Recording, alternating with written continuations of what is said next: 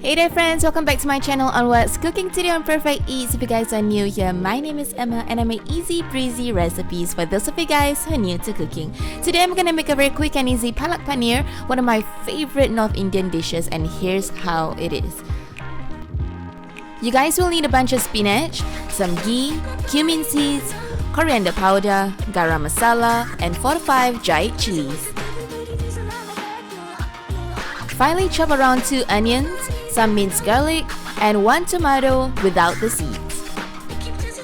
And of course, don't forget you'll need paneer. So start by throwing in your spinach into boiling water and just add a teaspoon of salt, and we're gonna leave that for 3 to 4 minutes before we leave it into an ice bath.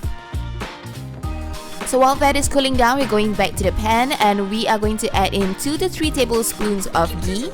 And while that is melting, we are going to throw in a teaspoon of cumin seeds, followed by a teaspoon of coriander powder.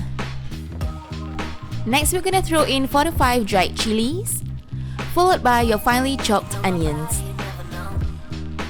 Don't forget 1 tablespoon of minced garlic, as well as your finely chopped tomatoes. Saute that for a while.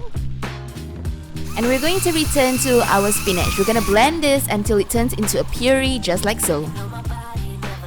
Now in our pan, it's going to have a beautiful aroma. We're going to start adding in a tablespoon of garam masala. Just give it a good mix before we start pouring in our spinach puree. Another good mix before we start adding a dash of salt to taste. And finally, the star of the recipe, we're going to add in our paneer cubes. Now just give it a good gentle mix and we're going to let it simmer for another 3 to 5 minutes. And we're finished, you guys. I hope you guys enjoyed this recipe. Now it's finally time to pour it into the plate and serve.